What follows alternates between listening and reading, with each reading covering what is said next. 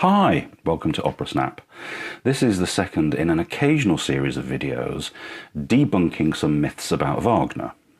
Now today we're looking at the idea that Wagner was a disciple of the philosopher Nietzsche and that his operas contain Nietzschean ideas. Where does this idea come from? Well, perhaps because both Wagner's music and Nietzsche's philosophy were misunderstood, misinterpreted and misappropriated by the Nazis. The fact that the two were close friends for many years then links them in the imagination. But this is a long, long way from the truth. If anything, Nietzsche was a disciple of Wagner's, at least until the two of them spectacularly fell out. What really united them was that they were both heavily influenced by the philosopher Schopenhauer.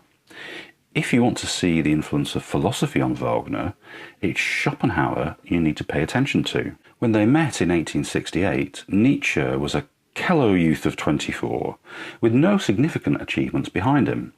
Wagner, by contrast, was basking in the success of his most recent opera, The Master Singers of Nuremberg, and the only further work he would go on to compose was his final opera, Parsifal.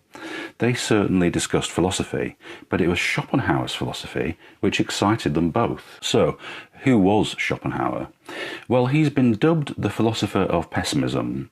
He is a bit of a Debbie Downer, to be sure, and oddly also the artist philosopher, as his works have inspired a surprising number of artists, including Wagner. His philosophy ends up at a very similar place to Buddhism. This world we perceive is not reality, but a representation of something else, and the source of our unhappiness in this life is attachment to it. But just in case you thought suicide might be the rational way out, no, that's not allowed. Instead, finding ways to reduce your attachments to this world is the way forward. To be honest, I find this to be a somewhat life-denying philosophy, and I'm glad that Nietzsche finally broke with this, and with Wagner, to develop something more life-affirming. But while the philosophy is not for me, the art which it inspired is truly remarkable. You can detect these themes in The Master Singers, where one character recognises that his rival is the one who can truly make the one that he loves happy, and then trains him to win the singing competition and to get the girl.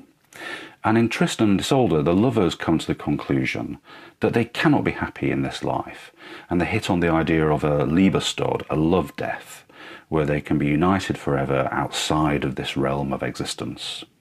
Brian McGee's excellent book, Wagner and Philosophy, covers this in more detail and also looks at the other ideas which underpin Wagner's earlier works. Now, I mentioned earlier that the two fell out, and in fact Nietzsche became one of the foremost critics of Wagner. In many ways it's as if Wagner was a father figure, and Nietzsche had to break with him in order to develop as an individual. It's the idea from Sophocles' Oedipus, or we would now say the Freudian idea, that the son must symbolically or metaphorically kill his father in order to become an adult. I think Nietzsche's philosophy has been massively misunderstood, and once again, becoming the Nazis' favourite philosopher did him no favours.